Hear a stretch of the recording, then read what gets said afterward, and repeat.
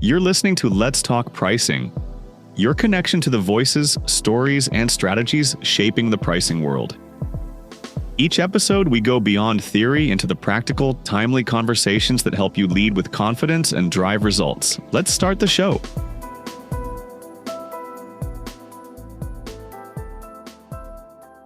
Very good day, everyone. My name is Kevin Mitchell. I'm from Professional Pricing Society, and I want to offer a hearty welcome to the Let's Talk Pricing podcast. Today, we're going to step into a slightly different but very, very important conversation.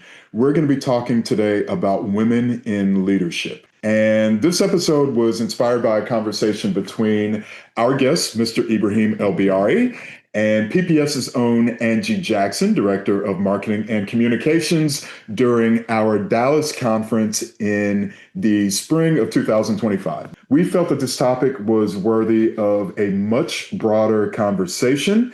And so joining us today are Mr. Ebrahim ElEbiary. He is a longtime PPS member. He is a CPP.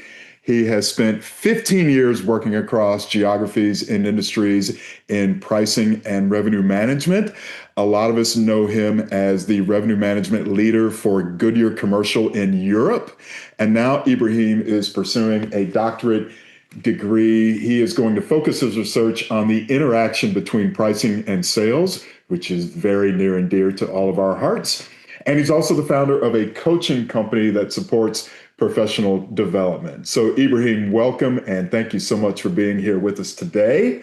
And also, we all know Angie Jackson. We are also joined today. Angie Jackson is PPS's Director of Marketing and Communications and Key Accounts. She is also a certified pricing professional and, of course, a member of the PPS team that we all know. And if you've been around PPS events, of course, you have met Angie and have dealt with her and our teams as well. So Angie and Ebrahim, thank you so much for joining us today. Absolutely. Thanks for having me. All right, we will go ahead and get started. Ebrahim, first of all, from your perspective, sir, what do you see as the current state of leadership in the corporate world? And even more specifically, if we look at pricing and revenue management organizations and departments, how do you see the current state of leadership in organizations worldwide right now? Well, the overall landscape of leadership is changing quite a bit at the moment because the rules of the game are changing. You have technology that is changing. It's like when the internet was introduced. Now with AI taking full-fledged capabilities that we are seeing, it's posing different questions and introducing different capabilities. There's also the sustainability demands both from the society and from the individuals, from the customers as well. So that is another element which is changing the leadership landscape. And third element is the generational change awareness. So there's the whole change of approach, internal from the companies, from the employees, from the associates, which is asking questions of the leadership that were not asked 20 years ago, 15 years ago. And the external side represented by the customers and represented by the regulatory side. So bring all those together and the landscape is not what it used to be. And that demands the leadership to be more aware and reacting differently. Actually, not only reacting, but proactively on their toes in a very different manner and engaging very different skill set. If we look at pricing specifically, there are two elements that come on top of that. One, which is the change from technical to strategy. It's no longer the nitty-gritty. It's more, how does it translate into a strategic input into the company and beyond goals? The second thing is balancing the science and the influence. There is always an aura around pricing where it's a black box, like especially as it came more into algorithms, it became a true magic, almost the dark arts. And that science is important. But what is more important is that shift to the influence, to the cross-functional work, embedding it into other functions into the storytelling, into the boardrooms and senior management, and also as a thought leadership powerhouse. Pricing has that shift where it's connecting all the dots, and it has the luxury to be a thought leader in saying, watch out, we're about to hit a bump, or watch out, there's a ditch, and we can make that ditch a huge opportunity for us and our customers. And so that is a big change versus a couple of decades ago for pricing. Yes, absolutely. And we have, as you mentioned, quite a few changes there. And I think what's interesting is some of those are technological changes. Some of those are people changes. You mentioned the generational differences and the changes there.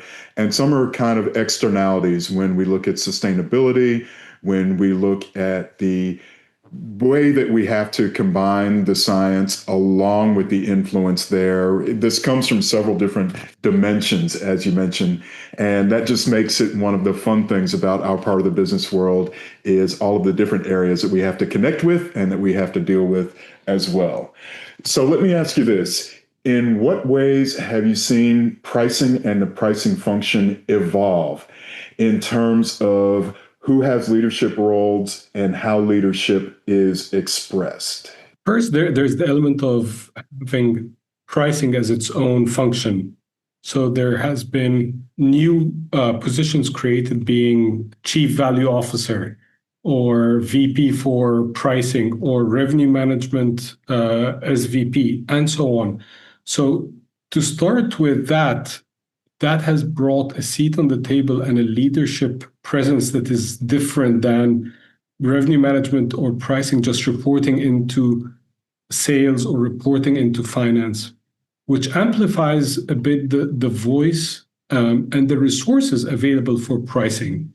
The second element on the change is how much of the technical ability and the technological ability can be employed.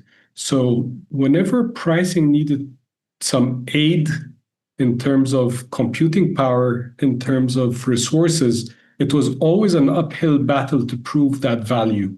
That uphill battle is still there, don't get me wrong, but it kind of eased a bit because the proven value of having revenue management in place and functional is already proven through and through across industries, across geographies. The third element of that leadership is the cross-functional element.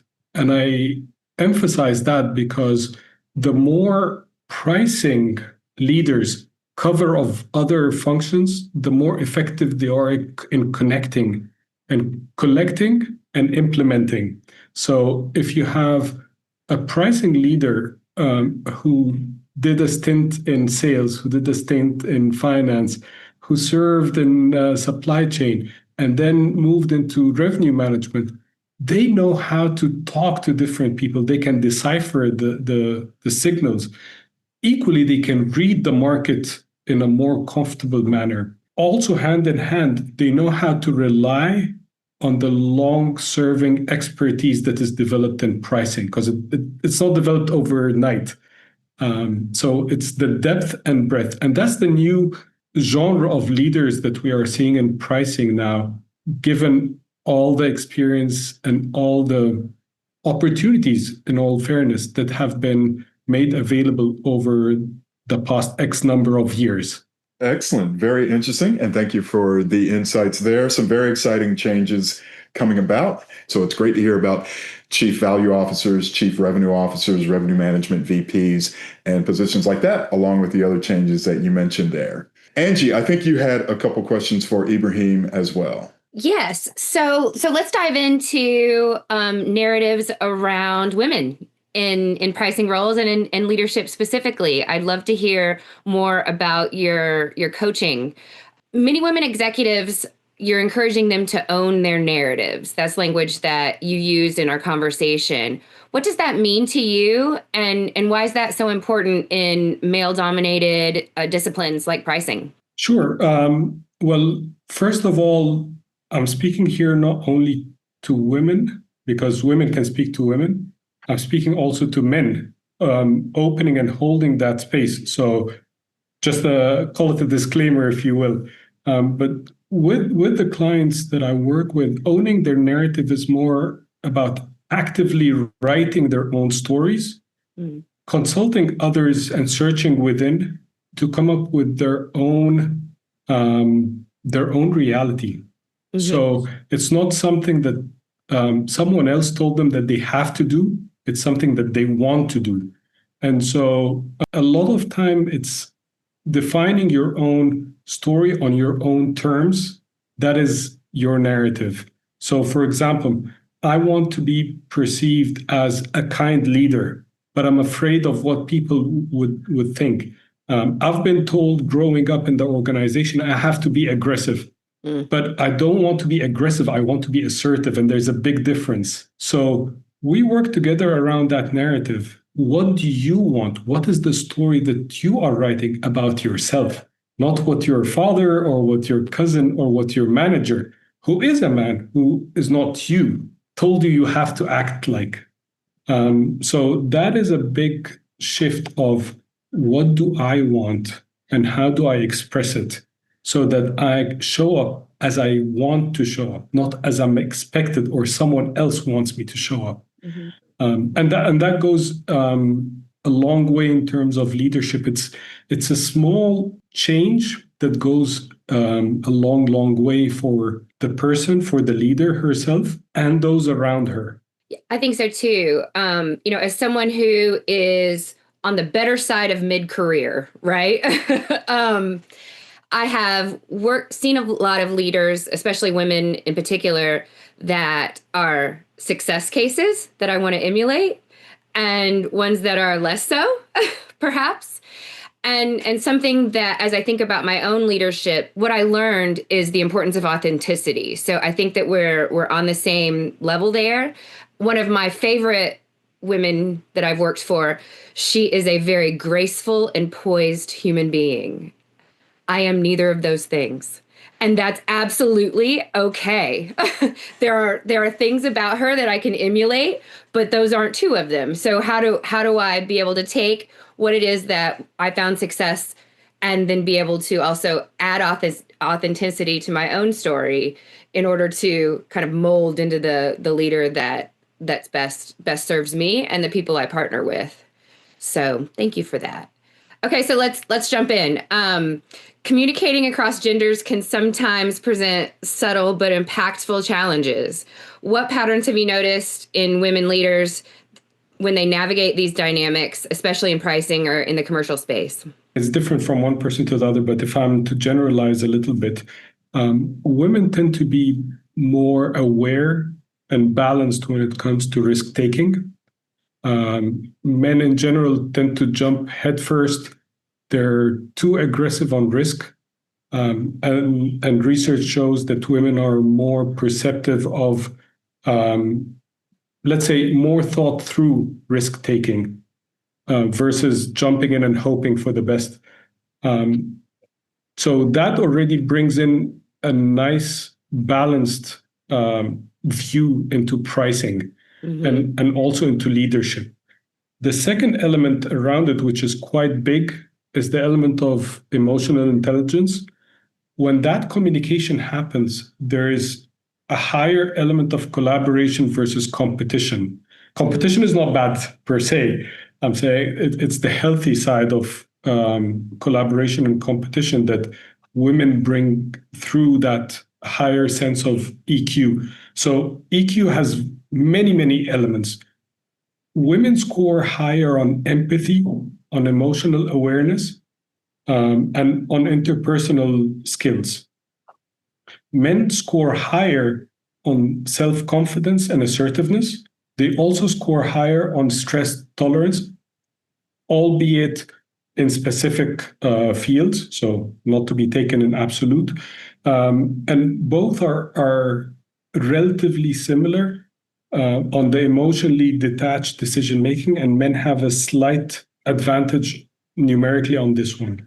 So if I look at empathy, emotional awareness, and interpersonal skills where women score higher across cultures than men, then when that communication happens, women bring a lot.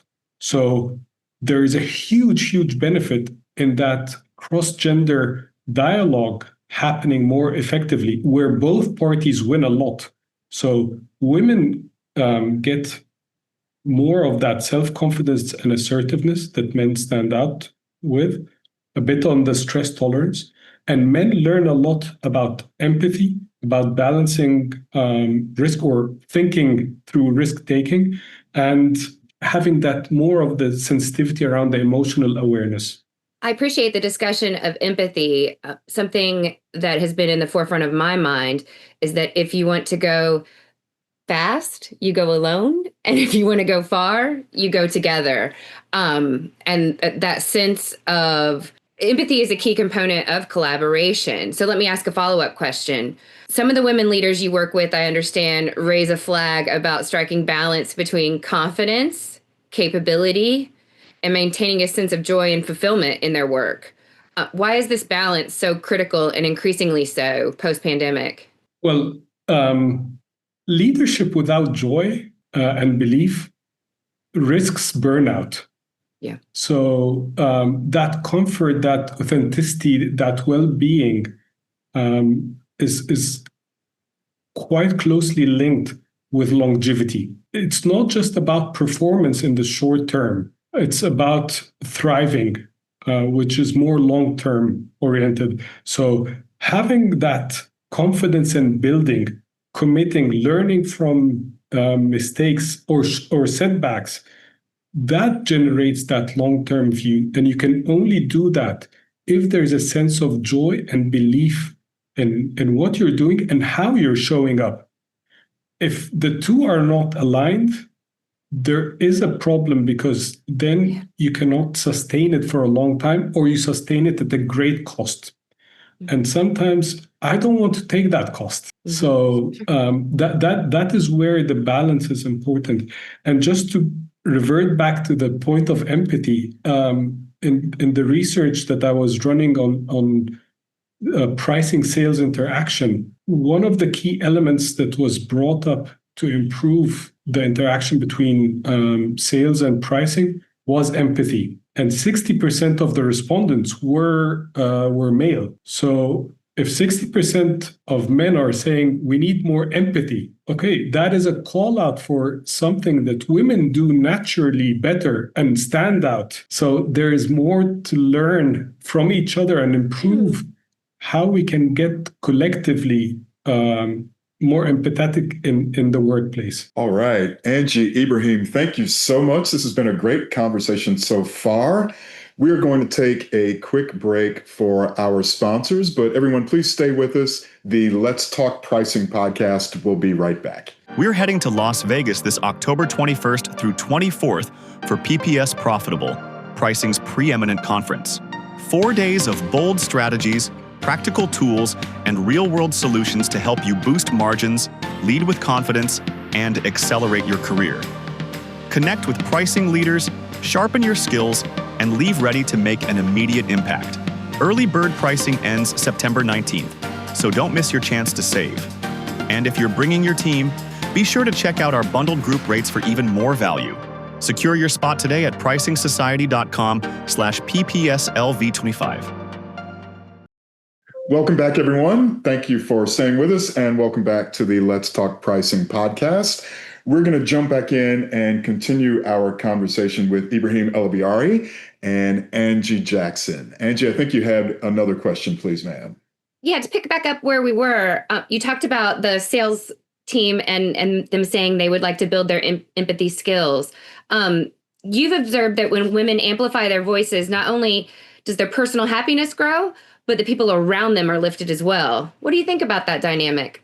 Well, currently we're operating below our full capacity as a society and as a company. So if we engage more of our capability, we can operate at a higher level and a better level. So when women get the space and men also listen and provide that space, there is more flow of fresh ideas. There is easier collaboration and effectiveness in how work is done. So all that leads to more functionality and effectiveness. So I truly believe that bringing the women the space they deserve would improve the overall social and professional well-being, just out of you're engaging more of your power, which is not today fully engaged. So just to give you some numbers around it, if I look at the top 500 companies from a market cap perspective, it's 11% of the CEOs are women, which is a huge celebration that now it hit the double digit, but it's 11%. Mm-hmm. If I look at the top 20 market cap companies, there is 0. That is not a well-balanced picture, given that the population is 50-50, given that in pricing, the leadership position represented by women is 20%, and then the top CEOs or the CEOs of the top 20 is 0. That is not balanced. Balance is not necessarily 50-50. Right. It might be that some men don't want to participate, some women don't want to participate. That's their own choice. Mm-hmm. But the difference is too big. So I don't believe that if we are a car, I don't believe we're using all our cylinders at the moment. Yes, agreed. Something to think about is as we talk about pricing and building teams and collaboration between thinkers that bring different cultural backgrounds, different generational contexts, just different gifts to the table. Where can communication and cross-functional collaboration be amplified in order to be a springboard for leadership so that we can help bridge the gap between pricing teams and the rest of the business at large? Well, we spoke about empathy earlier, and building empathy, reducing that blind spots, improving also the other or the collective success. That is a key element that can help move us forward on not only on leadership, but also on generating more ideas and generating creative ways of approaching the markets. So, and here is where women stand out, that element of empathy, that element of connection with other functions. Not that men cannot do it. Women are just more effective at it. So there is an element of cross-learning that can happen. The other element is, how can we win together? So if I look at sales and pricing, it's not that I need to win as pricing only when sales lose. On the contrary, it needs to be a win-win element. And I know it's easy to say. It's much harder to do because it generates or it needs to generate a step of understanding what counts for my counterpart, be it sales, be it supply chain, be it the customer. And then how can that meet with what I'm looking for? And the answer could be that we disengage versus bleeding each other out. And that is one of the changes that the landscape of leadership is more and more seeing nowadays, not only in pricing, but overall. I'm glad you brought up blind spots, because now more than ever, I hear conversations around that. And if I think about the historical perspective of my career, what are some ways that we can identify or seek out a space to identify our blind spots? Well, Angie, that is not an easy one, but it's one that is paired with hidden strengths as well. Mm-hmm. So it's hidden strengths and blind spots combined. And the more we expand our questions and open ourselves for input, the easier it becomes. So we're looking at mentorships, looking at coaching, looking at also direct feedback and how to ask for that feedback. Not that we become feedback junkies. It's more directed feedback, so related to this specific skill. How am I doing? What am I doing well?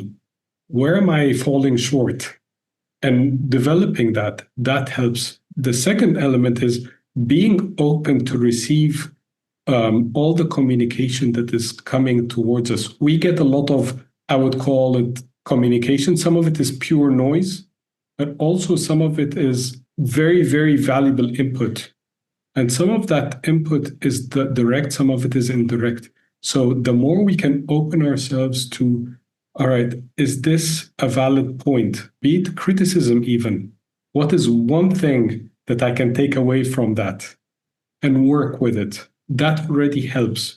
So the hidden strengths is important because it becomes our lever or our stick that we can, like almost our walking stick, that we can step into those blind spots or weaknesses that we want to improve on. So it's those two in balance. The more we can, or the more diversity we can bring in views, in people we ask, in situations we experience, the easier it is to flash out some of those blind spots and also bring out some of those hidden strengths that we sometimes overlook, and they can be precious. Excellent. Thank you, Angie. Thank you, Ebrahim. Ebrahim, I have one question for you. What makes a man keen on women finding their confidence and feeling empowered? I'd love to hear your perspective on how you became so interested in this topic and why you think it's important for men also to engage in these conversations. Well, it's always been a passion of mine because women have such a critical role all through history. But the most influential people in my life have been women, and it's surprising for me. Like, for instance, when I look at some of the numbers we spoke about, it makes me wonder how so, or how we can change that and bring more element of fairness into the equation. So that is just a background part, but it's not about capability. It's more about the approach. Like, women are capable. They don't get sufficient space to express themselves at times. And in other times, there are double standards that get in the way of that expression. And that double standards, regardless what the reason is, what can we do? And by we here, I mean as a society, but also I mean as men. So raising that awareness of men, of holding that space, letting that expression come across, because as we touched earlier, when women move, the whole society benefits.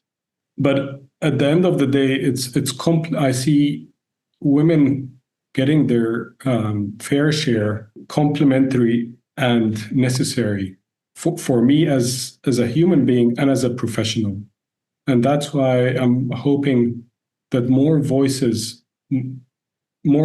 voices as well would speak of the topic, and as well as men holding that space. Not that women need someone to hold it for them. It's a facilitation and collaboration more than anything else. Yes, of course. And as you mentioned, since men are about 89% of Fortune 500 CEOs and 100% of the top 20 or 25 in market cap there, why do you believe men in leadership, particularly if they're in more technical or analytical spaces, as ours is a lot of the time, why should they play a more active role in advancing women's leadership? Well, first of all, they would get a good checkpoint of the risk profile that they're taking. If nothing else, the risk appetite for men is much higher, which can be more dangerous. I mean, we saw it in 2008. We saw it in other cases of history. But also, adding to the risk profile, there is more the relationship based and the higher EQ performance, be it empathy, be it the interpersonal skills that women bring to the table. If you want, the smartness around that interaction, and knowing that we as pricing, but also as companies, need to work more and enrich that connective being around. And then finally, it's that harmonious and fresh ideas that keep on coming across. So there's a lot to gain from women participating and being allowed to express themselves. It's not only participation, it's active participation and being heard and listened to. Excellent. Thank you so much for the answer there. And go ahead, Angie. Yeah, I appreciate you making some generalities and comparing and contrasting leadership styles that you typically see between different genders and positions of leadership, and talking about some of the strengths in styles and some of the challenges when you juxtapose those items. Are there any aspects of leadership you've seen women bring to pricing teams or commercial strategy that deserves more attention or visibility, or anything that might surprise our listeners about a capability or a strength that you've seen women bring to the table? I've seen women taking a bit more time to understand and digest. And once they have that done, they move much faster into the storytelling and the action part. And that was, thinking back to one of my earlier managers in pricing, she was mistaken to be slow, but that was not true. She was slow on the first part, understanding, but she got the story right. Once she got into all right, now that the facts are clear, let's get going. She was super fast and extremely, extremely accurate and effective in the storytelling and in the engagement on the board level. So there was a misconception on the speeds of that. So it can be mistaken that a lot is happening early on, means that it's being effective, where it's not the case. Again, generalizing a bit, but my experience and what I've observed is that women take that extra bit of time to understand, to even criticize what's happening within the pricing kitchen before moving forward. Once that move forward happens, it happens with more positive force, with more also finesse, and with better story to tell, because the story is complete. Yeah, it's reminding me of women tend to have the propensity to ready, aim, fire instead of fire, ready, aim, which can sometimes be the sequence for different folks. So making sure we create space for that readying period, and just because you want to weigh all the options and think through process towards outcomes doesn't mean that you're a slower mover or thinker, but perhaps just want to examine the landscape of possibilities before you jump in. I like that. Excellent. Ebrahim ElEbiary and Angie Jackson, thank you so much. We are having a wonderful, powerful discussion so far. We're going to take one more short break. And when we come back, we're going to bring our conversation back to the pricing world. And we're going to explore how some of the themes that Ebrahim has mentioned are going to reflect and show up in our part of the business world. So we'll be right back with more of the Let's Talk Pricing podcast. This October 21st through 24th, PPS Profitable in Las Vegas is all about you, the pricing professional ready to navigate today's challenges and lead with confidence. In just 4 days, you'll gain the strategies, tools, and connections to drive margin growth, strengthen your influence, and future-proof your career. Early bird pricing ends September 19th, and our group rates make it easy to bring your whole team so you can cover more ground and return with a shared plan. Make the investment in yourself. Visit pricingsociety.com/PPSLV25 to register.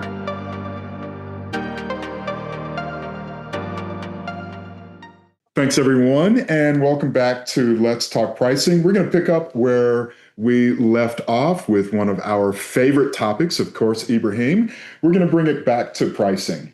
You have a great new course from Professional Pricing Society. We're happy to partner with you on that. You can find information about it on our website. Your course is entitled Pricing and Sales Leadership, Bridging the Gap.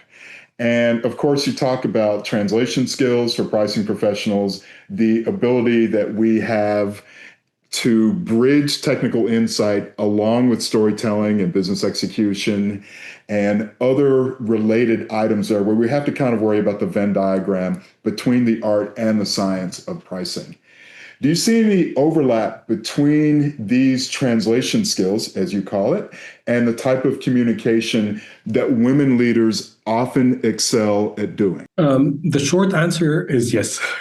The more detailed answer is when looking at the elements that facilitate that gap bridging, you look at things like trust, you look at things like understanding, you look at things like transparency. All those are elements that research, well, including my doctorate research, has shown that it increases the interaction and builds that collaboration significantly. So if we link it to what we were talking about earlier with different gender and diverse layers of communication, you need the technical part, you need the emotional part, and the richer you have that representation in your pricing team, the easier it is to extend it and receive it from other teams, be it sales or others, including also external teams. So when you look at trust, you need empathy. When you look at understanding, you need emotional intelligence, or emotional awareness of what the other person's state of mind is when they're saying something, and not stopping at the word, but rather listening to the full meaning, which women, for instance, excel at or show higher aptitude versus men. At the same time, you need also that self-confidence and assertiveness when communicating certain messages and certain positions. And that's where that diversity within your pricing team and approach of linking with other functions becomes valuable. Yes, very true. We have to have a whole armada of skills and different languages to talk with different people. Of course, we in pricing know that you cannot talk with a 25-year veteran salesperson the same way that you would talk to a new finance MBA. Those are maybe both in the same language, but those are very, very different conversations that might as well be in completely different languages as well. So that's very important. So thanks for your insights there. We're going to wrap up with one more question for you here, Ebrahim, and that is, a lot of our members are, of course, pricing people who are advancing their careers and will eventually become pricing leaders and leaders within their organizations. So for those of us who are with us today who are in pricing roles but unsure about how they take those next steps, whether they are men or women, what would you encourage future pricing leaders to focus on first? Well, to answer that question, you can think of it as a process, with the first step being very clear on what skills and knowledge you have today. So knowing what grounds are you standing upon. The second element is, what does the market need, or where do you want to go? Therefore, what skills are needed? And matching A and B, it tells you what gap you need to work on. The tricky part is, the more time goes on, the more skills are required of the magician that is also known as a pricing leader, because they need to be technically savvy, they need to be very well connected, they need to be excellent communicators, they need to be amazing storytellers, and the list goes on. It just, which makes it a fascinating area. Regardless what the gap that you are working towards is, there are three elements that you can employ and that you can engage with. First of all, formal education. That could come in the form of courses like offered by PPS, could be by a university further education, like a master's or a PhD, could be so many things. Then there's the other second element, which is the network. And network is not only drawing from people you know, it's also adding to the people you know. So I can help you on this. Can you help me on that? It's that give and take. And the more you invest in that network by giving, the more you will take from it when you need it. But it starts by, like watering the plant so that the plant can grow, becomes a tree, and then it would bear fruit. The third element is mentoring and coaching. So that is using, like mentoring would be using the experience and the expertise of someone who did it, someone from a different company even, who's a pricing leader you aspire to be. And one thing within the pricing domain that I've observed is that pricing folks are so generous with their time and they're happy to give. So all you need to do is just ask. So that is mentoring. Coaching is also another great way to help work on that next skill. But take it one step at a time, like applying that self-compassion of not trying to take it all at one go, but saying, for instance, for the next 6 months, I'm going to improve my knowledge and capability on conjoint analysis.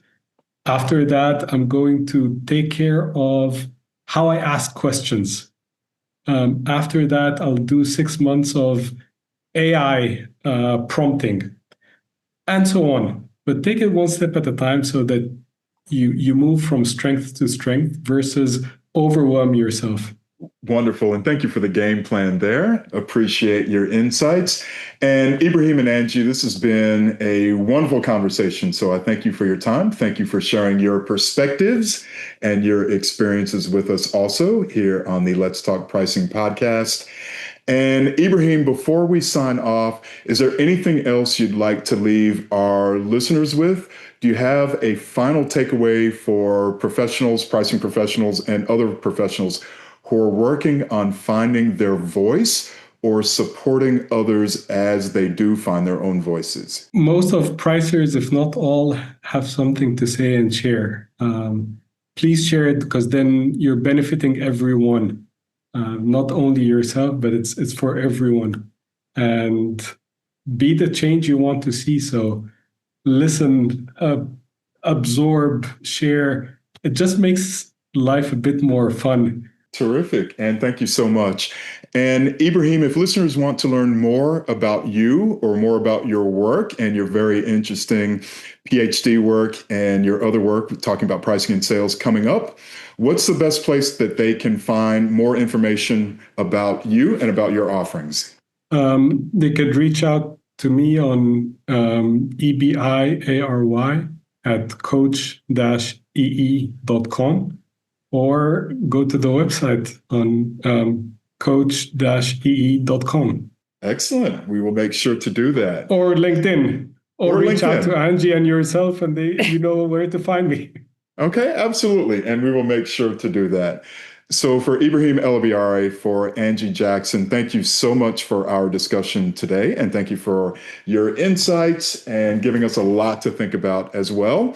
Make sure to subscribe so you don't miss future episodes of our podcast. And as always, to our members across the globe, thank you so much for being a part of the Professional Pricing Society community. We will talk again soon, and we look forward to seeing you again soon. Ebrahim and Angie, thank you so much.